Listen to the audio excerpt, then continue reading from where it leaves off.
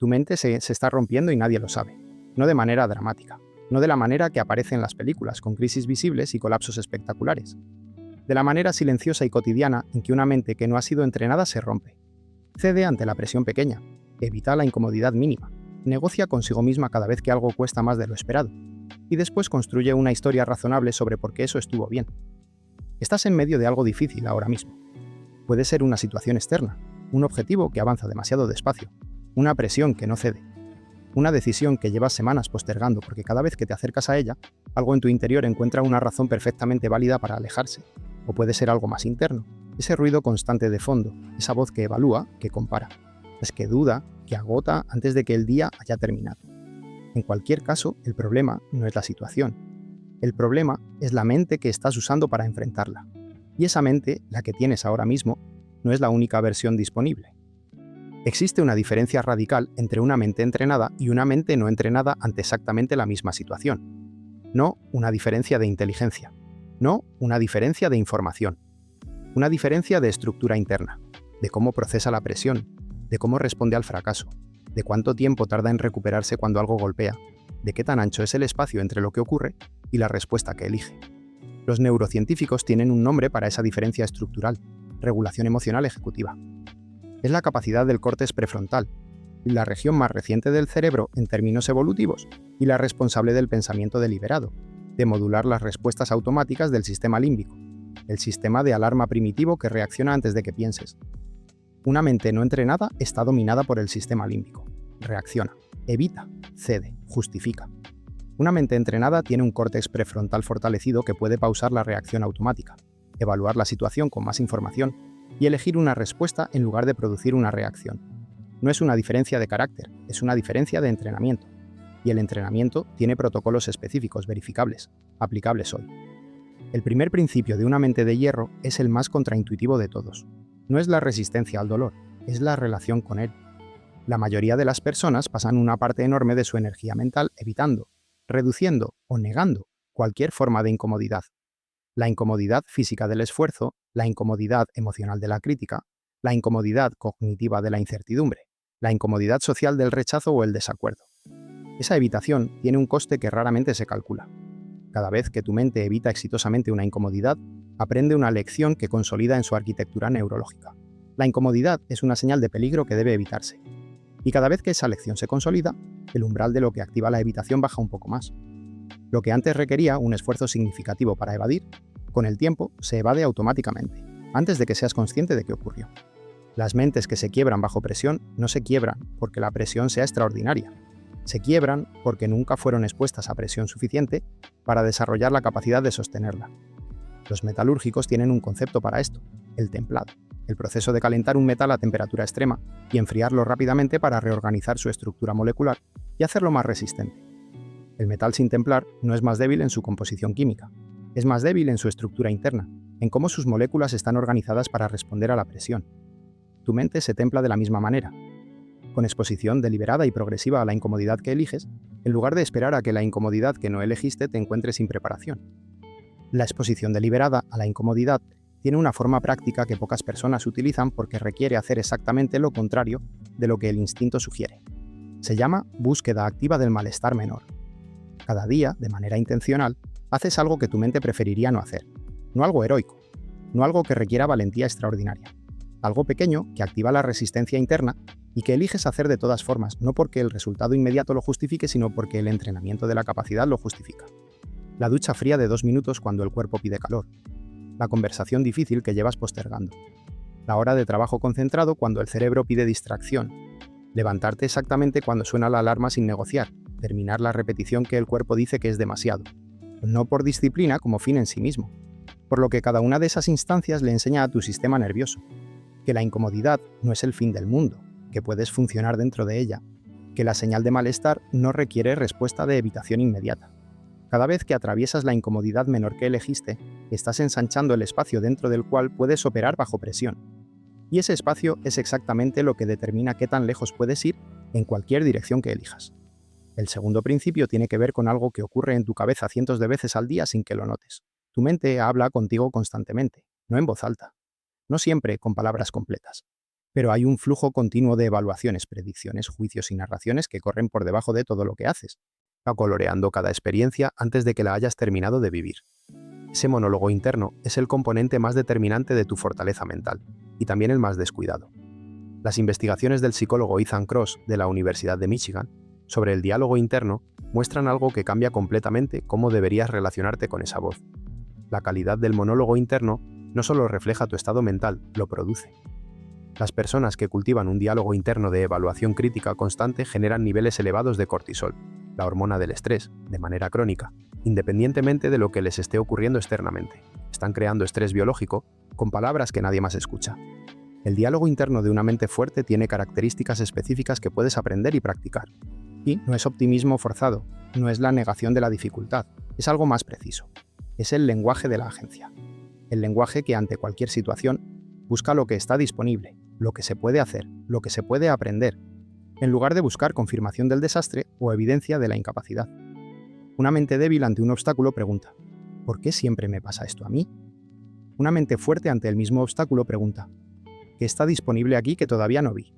No porque la segunda pregunta sea más agradable, sino porque la segunda pregunta produce respuestas que sirven para algo.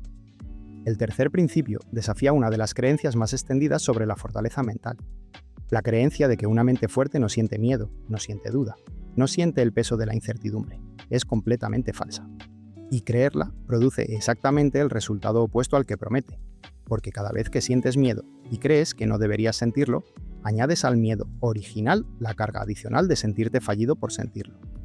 Las investigaciones sobre regulación emocional de las últimas 3 décadas, lideradas por figuras como James Gross de la Universidad de Stanford, muestran consistentemente que la supresión emocional, el intento de no sentir lo que se siente, no reduce la intensidad de la emoción, la aumenta. Además, requiere un gasto significativo de recursos cognitivos que deja menos capacidad disponible para pensar con claridad y actuar con efectividad.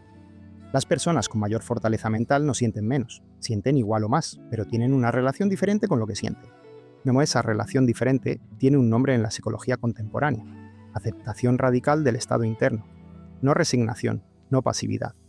La aceptación activa de que este miedo está aquí ahora mismo, que esta duda está aquí ahora mismo, que este malestar está aquí ahora mismo, y que ninguna de esas cosas impide la acción.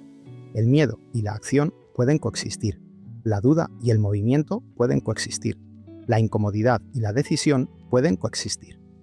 Lo que no pueden coexistir son la exigencia de estar perfectamente tranquilo y la acción en el mundo real, porque el mundo real raramente ofrece tranquilidad perfecta antes de que el momento de actuar haya pasado. Existe un mecanismo específico que separa a las personas que construyen fortaleza mental real de las que simplemente aparentan tenerla. Es la recuperación, no la resistencia al golpe, la recuperación después del golpe. Todas las mentes reciben impactos. Todas las personas enfrentan fracasos, rechazos, pérdidas, situaciones en que el mundo no responde como se esperaba. La diferencia no está en cuántos impactos recibes, está en cuánto tardas en volver a un estado funcional después de cada uno. Los psicólogos llaman a esto resiliencia, y durante décadas se creyó que era principalmente un rasgo de personalidad innato. O lo tenías o no lo tenías. Las investigaciones más recientes, en particular las de Martin Seligman y su equipo en la Universidad de Pensilvania, muestran algo radicalmente diferente. La resiliencia es principalmente una habilidad, y como todas las habilidades, se puede desarrollar con práctica deliberada. El mecanismo central de la resiliencia no es la fortaleza en el momento del impacto. Es lo que haces en las primeras horas y días después del impacto. Específicamente, la velocidad con que pasas de procesar el evento a extraer información útil de él y orientarte hacia el siguiente movimiento posible. Las personas con baja resiliencia quedan atrapadas en el ciclo de procesamiento del evento durante días o semanas, repitiendo los detalles, buscando culpables, calculando lo que se perdió. Las personas con alta resiliencia procesan el evento, extraen lo que sirve y se reorientan, no porque procesen menos, porque saben que el procesamiento sin orientación hacia la acción es rumiación, y la rumiación prolonga el estado de bajo funcionamiento sin producir ninguna información adicional útil después de cierto punto. ¿Y cómo se acelera la recuperación? Con una pregunta específica que puedes hacer en cualquier momento después de cualquier golpe, sin importar qué tan reciente sea. ¿Qué es lo más pequeño que puedo hacer ahora mismo en la dirección correcta? No la solución completa, no la recuperación total. El paso más pequeño posible, porque el movimiento, aunque sea mínimo, interrumpe el estado de parálisis que el sistema nervioso produce después de un impacto. Y esa interrupción es el inicio de la recuperación, no el final. Yokoi Kenji lleva años observando un patrón en las personas que construyen fortaleza mental real versus las que la simulan. Y el patrón más claro no tiene que ver con las crisis grandes, tiene que ver con las fricciones pequeñas de todos los días. La mente se construye o se erosiona en los momentos que nadie ve y que nadie celebra. En la decisión de las 6 de la mañana cuando el cuerpo no quiere levantarse. En la elección de terminar la tarea cuando el cerebro está cansado y hay una distracción disponible. En el momento de mantener la postura en una conversación difícil, en lugar de ceder para evitar el malestar. En la capacidad de sentarse con la incomodidad de no saber durante el tiempo necesario para que la respuesta correcta llegue. Nadie te aplaude por ninguna de esas cosas. No hay audiencia. No hay reconocimiento externo. No hay validación inmediata. Y precisamente por eso son el entrenamiento real. Porque las mentes que se construyen en busca de validación externa solo funcionan cuando la validación está disponible. Las mentes que se construyen en el silencio de las fricciones diarias funcionan independientemente de lo que el entorno ofrezca. La primera es una fortaleza que depende del clima. La segunda es una fortaleza que genera su propio clima. Hay un componente de la fortaleza mental que raramente aparece en las conversaciones sobre el tema y que es posiblemente el más determinante de todos. Es la claridad de propósito. No en el sentido de tener una misión de vida perfectamente articulada. En el sentido mucho más concreto y cotidiano de saber, en cada momento de dificultad, porque eso que cuesta vale la pena que cueste. El psicólogo Viktor Frankl, que sobrevivió 4 campos de concentración durante la Segunda Guerra Mundial y documentó esa experiencia en lo que se convirtió en uno de los libros más leídos del siglo XX, y observó algo que ninguna teoría psicológica anterior había articulado con tanta claridad. La capacidad de un ser humano de soportar cualquier situación está directamente relacionada con su capacidad de encontrarle sentido, no con su inteligencia, no con su fuerza física, no con sus recursos materiales, con el sentido. Las personas que en las condiciones más extremas imaginables mantuvieron la capacidad de funcionar, de elegir su respuesta, de sostener algo parecido a la dignidad, eran las que tenían clara una razón que trascendía el sufrimiento inmediato. Las que no la tenían cedían mucho antes, independientemente de sus capacidades objetivas. Esto se traduce de manera muy concreta a tu vida cotidiana. Cuando el objetivo que persigues está conectado a algo que genuinamente importa para ti, la incomodidad del proceso tiene un contexto que la hace soportable, no agradable, soportable. Y soportable es suficiente. Cuando el objetivo no está conectado a nada que genuinamente importa, cuando lo persigues porque deberías, porque otros lo hacen, porque parece la elección correcta desde afuera, la incomodidad más mínima del proceso encuentra a una mente sin razones suficientes para sostenerla. La claridad de propósito no es motivación. La motivación es un estado emocional que aparece y desaparece.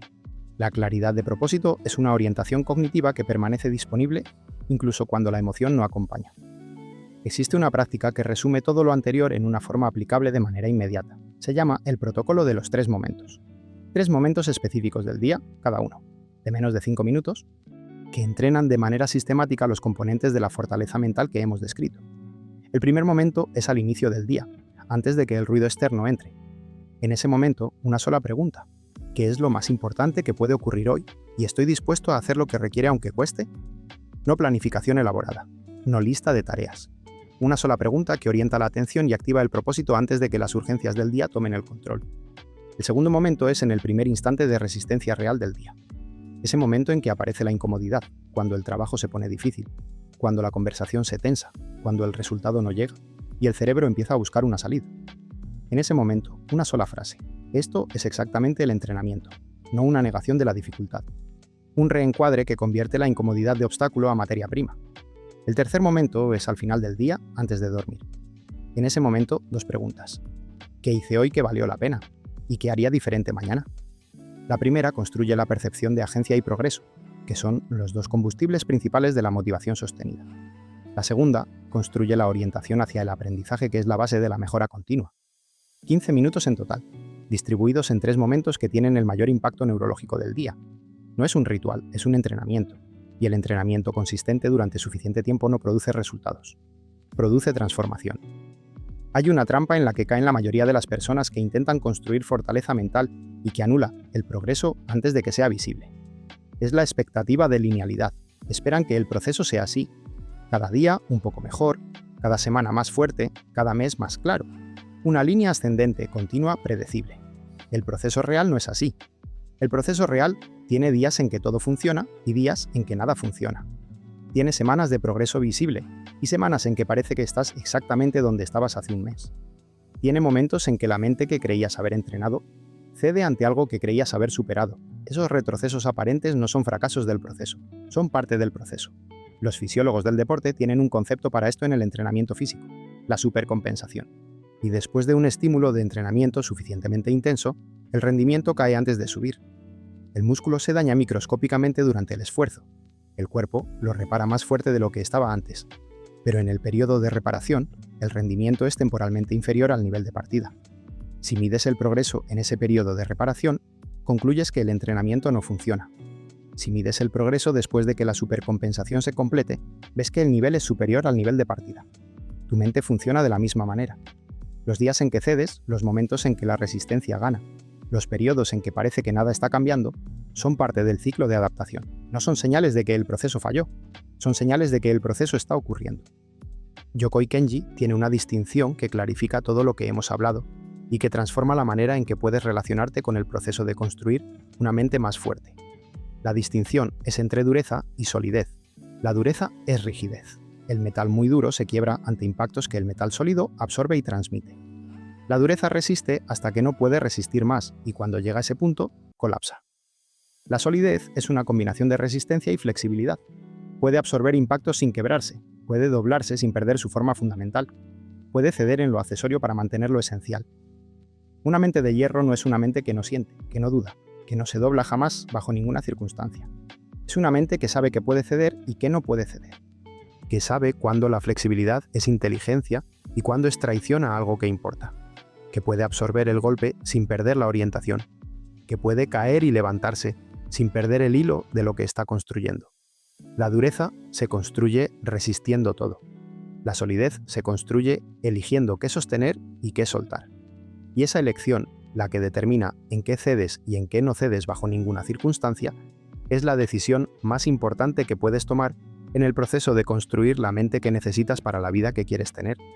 Estás en el mismo lugar donde empezaste, con la misma situación, con el mismo peso, con el mismo ruido de fondo que evalúa y compara y duda. Pero hay algo que ahora tienes que no tenías al principio de esta conversación, un mapa, no de la situación externa, de la tuya, y no de cómo funciona la mente bajo presión, de qué la erosiona y qué la fortalece, de qué prácticas concretas construyen la estructura interna que no necesita que el mundo sea fácil para funcionar. Ese mapa no cambia nada por sí solo, los mapas no cambian terrenos, pero el terreno que decides cruzar con un mapa en la mano es radicalmente distinto al terreno que cruzas sin él. Y la mente que decides entrenar a partir de hoy, con la exposición deliberada a la incomodidad pequeña, con el diálogo interno de agencia, con la relación honesta con lo que sientes, con la claridad de lo que vale la pena sostener, con la práctica de los 3 momentos, con la paciencia del proceso no lineal, esa mente en un año no es reconocible desde donde estás hoy. No porque sea diferente en su naturaleza, porque fue entrenada en lugar de dejada al azar. El hierro y el acero tienen la misma composición química básica. La diferencia es lo que se hizo con ellos en el proceso. Lo que hagas con tu mente a partir de este momento es exactamente esa diferencia. Y ya empezó.